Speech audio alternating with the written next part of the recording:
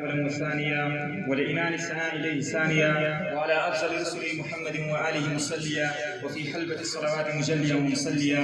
أما بعد فقد قال تبارك وتعالى في القرآن المجيد والفرقان الحميد: أعوذ بالله من الشيطان الرجيم، بسم الله الرحمن الرحيم. ولا تهنوا ولا تحزنوا وأنتم الأعلون إن كنتم مؤمنين. صدق الله العظيم. جب عشق سکھاتا ہے آداب خود آگاہی، کھلتے ہیں غلاموں پر اسرار شہنشاہی. عطار ہو، رومی ہو، رازی ہو، غزالی ہو، کچھ ہاتھ نہیں آتا بے آہ سحرگاہی. اے طائر لاہوتی اس رزق سے موت اچھی، اے طائر لاہوتی اس رزق سے موت اچھی، جس رزق سے آتی ہو پرواز میں کوتاہی. انسانیت کے خرمن پر کئی بار بجلیاں گری ہیں، باغ آدم میں کئی دفعہ آندیاں آئی ہیں. وحشیت اور بربریت کے ہاتھوں نے بارہا انسانیت کا منہ نوچا ہے، لیکن آگ و خون کا کھیل آئے دن جو آپ دیکھ رہے ہیں شاید کسی نے نہیں دیکھا ہو. اور یہ طے ہے کہ یہ کھیل اس وقت تک جاری رہے گا جب تک مسلمان غفلت اور لادینیت کا شکار رہیں گے. حضرات گرامی، ہر طرف مسلمانوں کے تباہی اور بربادی کے گیت گائے جا رہے ہیں. ہر سمت مسلمانوں کے حقوق پر ڈاکہ ڈالا جا رہا ہے.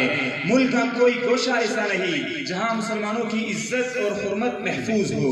کئی بچے یتیم کیے جا رہے ہیں، کئی معصوم کنیاؤں اور باعصمت لڑکیوں کے سروں سے دوپٹے اتارے جا رہے ہیں، کئی معصوم بچوں کے حلقوں پر چھریاں چلائی جا رہی ہیں. غرض یہ کہ زندگی کے ہر میدان میں مسلمان بری طرح پٹ رہا ہے اور سوچ رہا ہے کہ مسلمان پستی میں کیوں، مسلمان ذلت اور رسوائی کے نالیوں میں رینگنے پر مجبور ہے. کبھی تو یوں تھا کہ مسلمانوں کی شان و شوکت کا سکہ چار دانگ عالم میں بیٹھا ہوا تھا. کبھی تو مسلمانوں کی چوتھائی دنیا پر حکمرانی تھی. کبھی تو مسلمانوں کا نام سن کر کیسر و کسریٰ جیسے بادشاہوں کے دل بھی پہلو میں یک یک ٹھہر جایا کرتے تھے. کبھی تو مسلمانوں کی تہذیب و تمدن اور معاشرت و کلچر کی ساری دنیا میں تعریف ہوتی تھی. مگر اب کیا بات ہے کہ مسلمان قدم قدم پر ذلیل و رسوا ہو رہا ہے. مسلمانوں کی تہذیب و تمدن کا مذاق اڑایا جا رہا ہے. آخر کیوں؟ اللہ بھی وہی، اللہ کے لاڈلے رسول کی تعلیمات بھی وہی، اسلام بھی وہی، اسلام کے قوانین بھی وہی. مگر اب ہمارے نالے دل میں اثر کیوں نہیں رہا؟ ہماری دعائیں بے اثر کیوں ہو گئی ہے؟ ہمارے معصوم بچوں کی جگردوز چیخیں کیوں نہیں لاتی؟ ہمارے مظلوم ماں اور بہنوں کی سسکیاں آسمان کے دروازے کیوں نہیں کٹکھٹاتی؟ خدائے ذوالجلال وقت کے ابرہوں پر سنباری کے لیے ابابیل پرندوں کا لشکر کیوں نہیں اتارتا؟ اس قسم کے سوچوں نے ہمیں حواس باختہ کر دیا ہے. مغربیت کی باطل طریقے نے سلف صالحین کے سنہرے نقوش کو ہماری نگاہوں سے اوجھل کر دیا ہے. مغربیت نے ہماری دلوں میں یہ بات جما دی ہے کہ اسلامی احکام ہماری ترقی کی راہ میں رکاوٹ کا حائل ہے.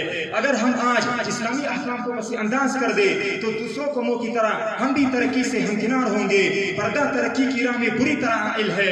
اگر ہم بھی یورپ کی طرح زندگی کے میدان میں اپنے عورتوں کو مردوں کے دوش و دوش جدوجہد کے لیے اتار دے تو ہم بھی بہت جلد ترقی سے ہمکنار ہوں گے. ایک کاش ہمیں کوئی سمجھائے کہ ہماری انہی گھنونی سوچوں نے ہمیں کہیں کا نہیں چھوڑا. ہماری اسی مذہب بیزاری نے ہی ہمیں پستی اور تباہی کی گہری کھائیوں میں دھکیل دیا ہے. تاریخ گواہ ہے، واقعات زبان حال سے چیخ چیخ کر کہہ رہے ہیں کہ مسلمان جب تک صحیح معنوں میں مسلمان رہے اور تب تک زندگی کے ہر میدان میں فتح و نصرت سے کامیاب ہوتے رہے اور کامیابی ان کی قدم چومتی تھی. اور جب بھی اللہ اور اس کے رسول کے احکام کی خلاف ورزی کی، کثیر تعداد میں ہونے کے باوجود کمزور دشمن کے ہاتھوں پٹ گئے. اسلام کے غیور فرزندوں، غزوہ بدر کا واقعہ تو آپ کو یاد ہی ہوگا. 1000 کیل کانٹے سے لیس کفار کے مقابلے میں مسلمانوں کی تعداد کتنی تھی؟ صرف اور صرف 313، وہ بھی بے سر و سامانی کی حالت میں. کسی کے پاس تیر ہے تو تلوار نہیں، تلوار ہے تو خنجر نہیں، وہ بھی کئی دنوں کی فاقہ کشی اور بھوک سے پیٹ پٹکتے ہوئے اور جسم لاغر.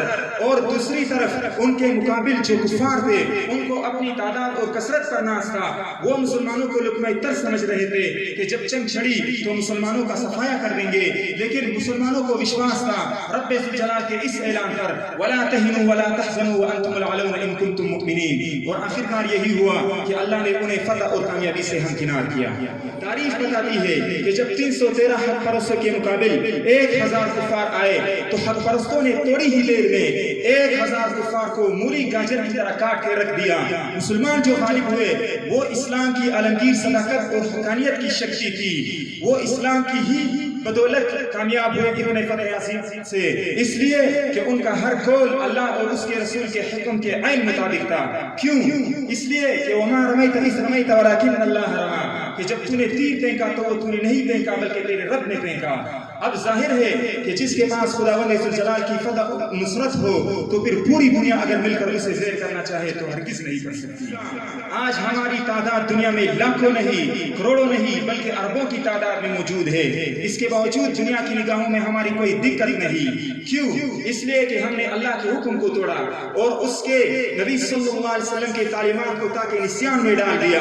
قرون اولیٰ کے مسلمان جس وقت ملک میں ملک اور شہر بشہر کو فتح کرتے ہوئے برقِ رفتاری کے ساتھ دوڑے جا رہے تھے، اس وقت مسلمانوں کی تعداد کے اعتبار سے 2% بھی نہیں تھی۔ اس کے باوجود پوری دنیا ان کا نام سن کر کانپتی تھی۔ تبھی تو چل کر ہمیں یہ کہنا پڑتا ہے کہ ہتھیار ہیں، افواج ہیں، افراد ہیں، لیکن ہتھیار ہیں، افواج ہیں، افراد ہیں، لیکن وہ 313 کا لشکر نہیں ملتا۔